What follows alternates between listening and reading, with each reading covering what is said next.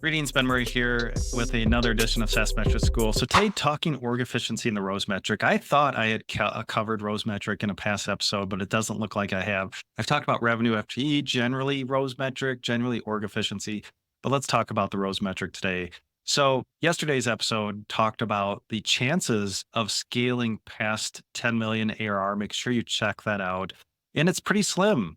Yeah, but there are frameworks we can put in place to increase our odds of success. We need the right data to make the right decisions. And one thing that's so key to SaaS companies and scaling is organizational efficiency. When looking at our employee and contractor base, we know revenue per FTE is such a ubiquitous metric out there, but I created the ROSE metric, which I think is more accurate than revenue per FTE.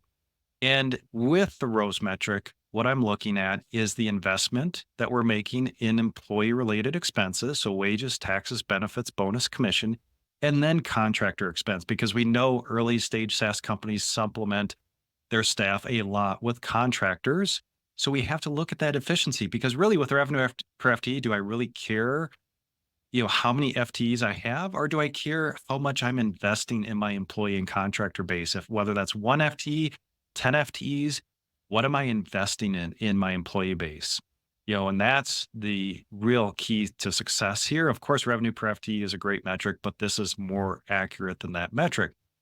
And to calculate revenue, or I'm sorry, the ROSE metric, what we're looking at is how much recurring revenue we're generating for every dollar of employee and contractor expense.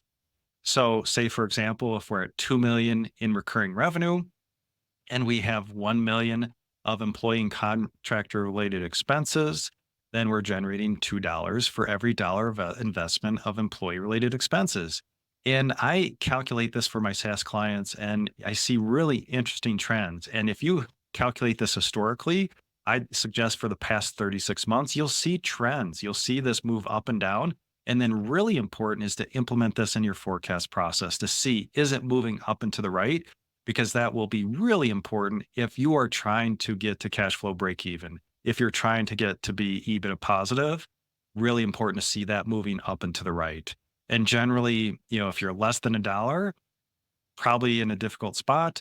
And if you're around $2 or maybe above $2, you're probably going to be in a good spot. I don't have any great data just using this with my client base, but I do see patterns that emerge for those companies that have consistent cash flow, that have positive EBITDA margins versus those that don't. Of course, we're at all stages. Maybe it's fine. Maybe we're okay. We're burning cash. We have enough cash runway, and that's the focus, our financial objective. But for a lot of other folks, it's not. We need to extend our cash runway. We need to have a sustainable business. And the key to that is work efficiency, calculating your ROSE metric, because if you think about the SaaS P&L, most of the investment on a SaaS P&L is employee related and contractor expenses.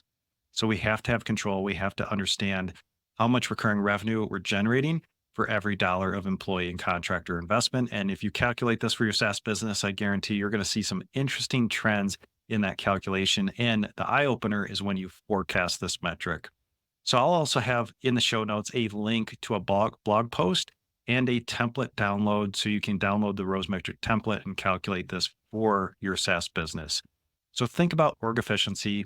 Again, there could be a disconnect between FTEs and what you're actually investing in employees and contractors, which is why I created the ROSE metric. So again, org efficiency is so key to effectively scaling your SaaS business. So make sure you check out that blog post and download my free template. Thanks.